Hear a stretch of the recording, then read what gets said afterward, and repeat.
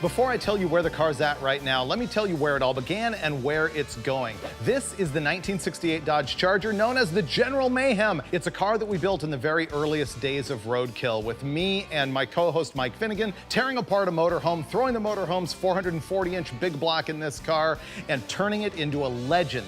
And ultimately, we got into a drag race that was hosted by Dodge, and it was swapped with Hellcat power, a 707 horsepower Hemi, late model stuff. Now, the problem with that is I never really saw the General Mayhem as a drag racing car. So in recent episodes of Roadkill Garage, Dulcich and I got rid of the drag racing stuff and got rid of all of the modern engine, wiring, everything. Our goal, to return it to the way it was at Dirtfish with original motorhome 440 power, but leveled up just a little bit. One of the jobs we have here is to replace the Kmember. Now, on Mopars of this vintage, the Kmember supports the steering, the suspension, and the engine. This one was clearanced with a huge notch to fit the Gen 3 Hemi. So we're gonna take all of that stuff apart, replace the Kmember with the stock one, and then put the whole mess back together.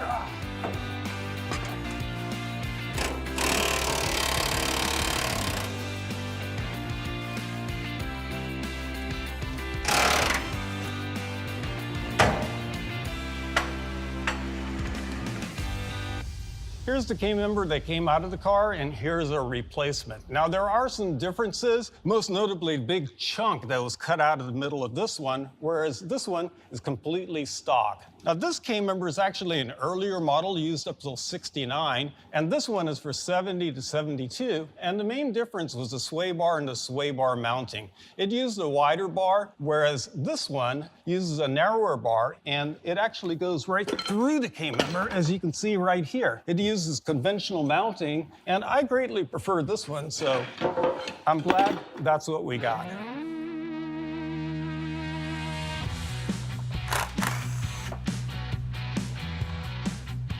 I gotta go pressure wash this and paint it. It's a General Mayhem, but we're trying to make it somewhat better than just good.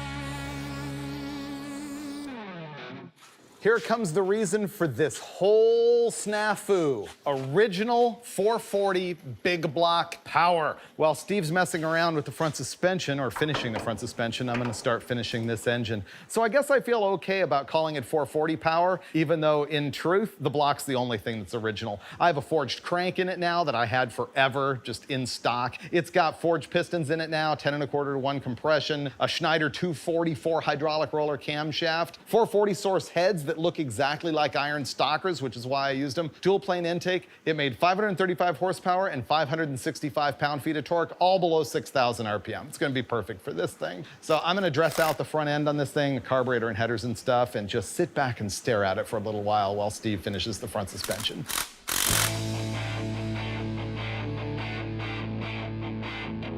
You know, there was a bunch of consternation about what trans to put in the car. A stick is probably the long-term goal. I did consider putting a Gearstar 4L80E in it, but we ended up with just a standard rebuilt 727, just for speed and ease of assembly. And That's the original transmission for the car, and it just bolts right in. Bingo. I'm in favor of this. You are? Oh yeah, totally. Okay. This thing's probably gonna hemorrhage like a Dulcich flesh wound. Oh man. See, this is why I didn't want to do it on the thing.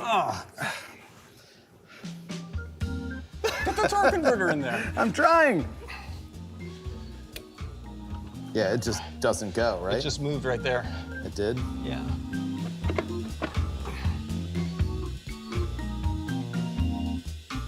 The engine needs to come up on my side, down on your side. It's the clocking is all. What the heck is going on? I know. Well, I can clock it with this. This is a small block transmission. That's what I was thinking too. This trans is wrong. I was wondering that. I was about to go to that question.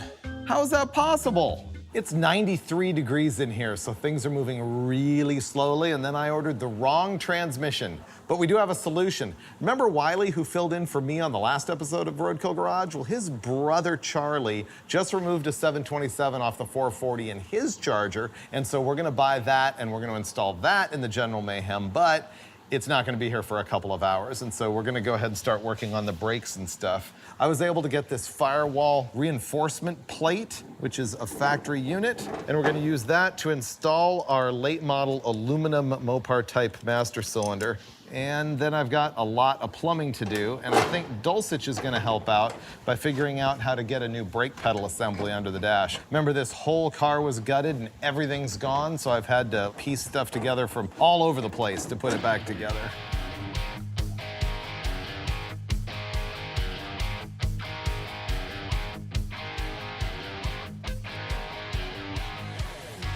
Here's the steering column that we're going to put in the car, and believe it or not, Freiburger has had this for 38 years. It came out of his 1970 Super Bee, which he's had since high school. Now, it's not quite ready because we've got to do a few modifications to work with the Borgeson steering box that we put in this car. First of all, this is the coupler to the steering box that would have come with this column. That's changed to a universal joint to work with the Borgeson steering box that the car is equipped with. And the yoke right here has got to be pinned to the shaft after the shaft is cut to the correct length. So it's going to be a little bit of work, and we'll have that thing in and functional.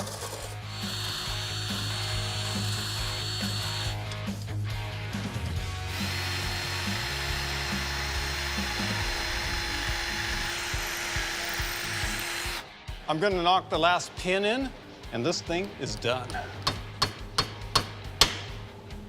It actually turned out pretty straight. Column? Column going in. Okay, got it.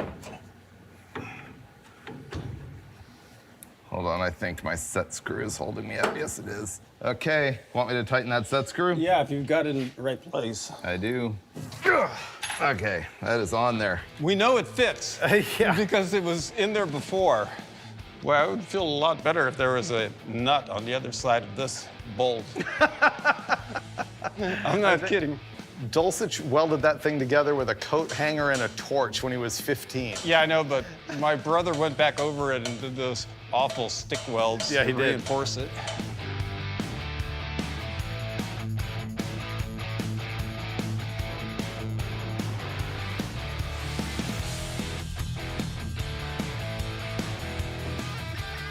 Got it.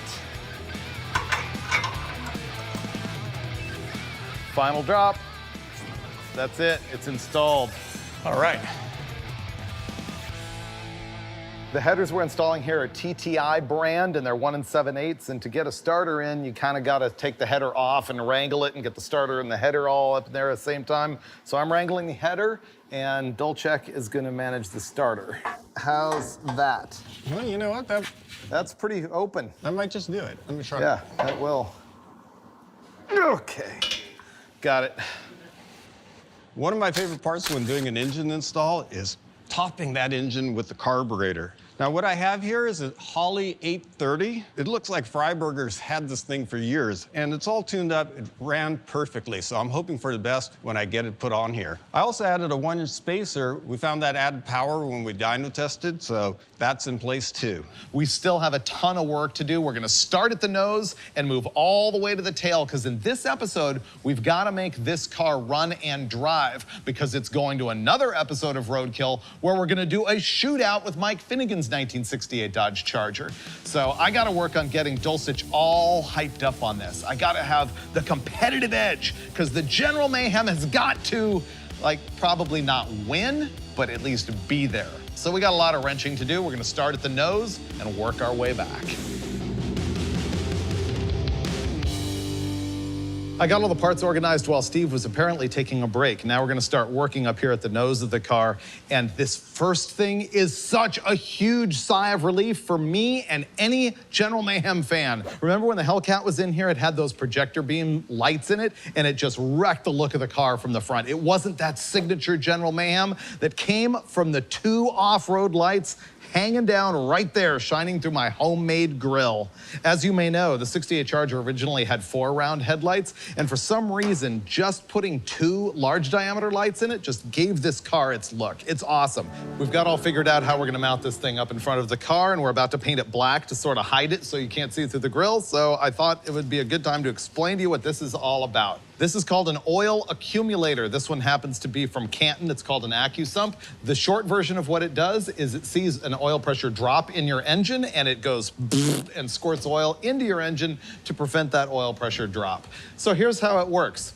It's a hollow tube with a precision bore. It has a floating piston in it. On this side, you load it with air pressure. On this side, the engine, when it's running, will pump oil into it up to the maximum oil pressure that your engine will deliver, say 60 pounds. And then this pressure sensor right here will detect if the pressure falls below the setting of this valve. When it does, the valve opens and the oil that's in this thing pumps out of this and into the engine to prevent you from having one of those low oil pressure moments. So remember the episode of Roadkill where I was doing donuts at Hoonigan in the disgusting and it ended up having a rod knock? That was probably because the oil swung away from the pickup for the oil pump and the oil pressure dropped, and then I rashed a bearing and it ended up having a problem. This theoretically prevents that from happening. And because I want to drive this thing hard over all sorts of corners and donuts and things like that, I thought this would be a good safety measure.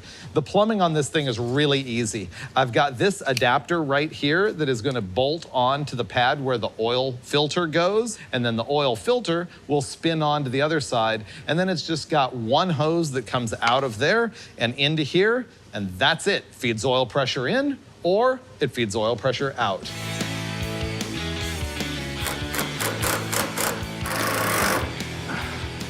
There we go.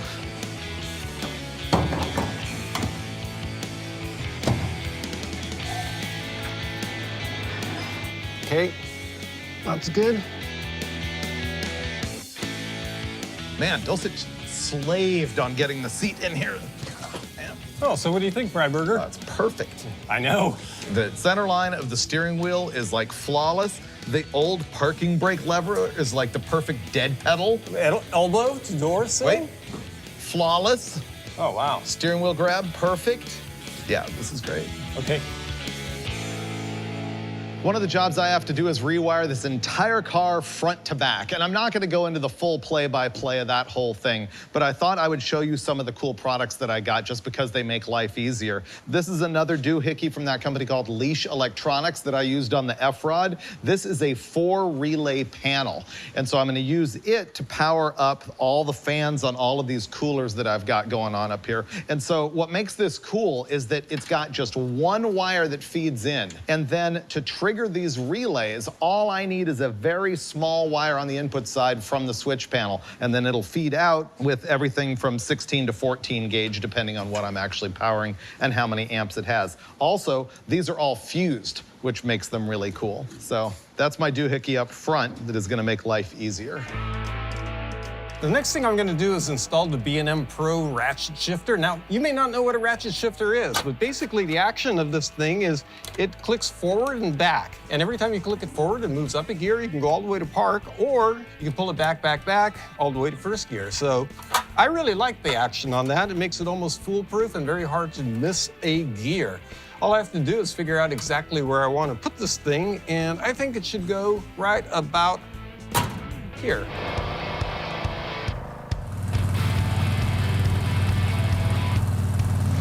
I see why you like this car. It's great. I know. All right, are you ready for a brake check? Yeah. You feel comfortable with it? Yeah. And, oh, dude. Stops on a dime and gives you 9 cents change. And the carburetor doesn't die. That's good. Wow. Yeah. That wasn't bad at all. I guess we need to find out if it'll take just the snap wide open burnout. See if it'll bog or not. Yeah, I don't think it'll log. I think it might. It's just going to shift immediately into second gear or hit the rev limiter. Ready? Yeah.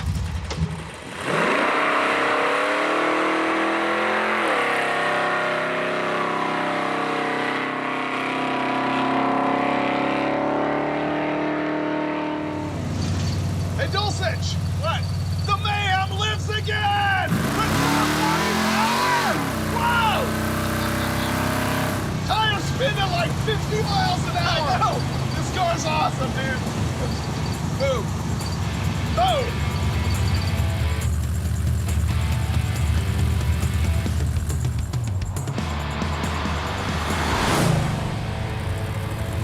So there's first, second, third. Oh, that's working. Yeah, that's not bad as far as shift RPM. Yeah. Will it downshift though? It does. That sure did. Man, we put this car together expertly. Oh, I know. This car's gonna be fun.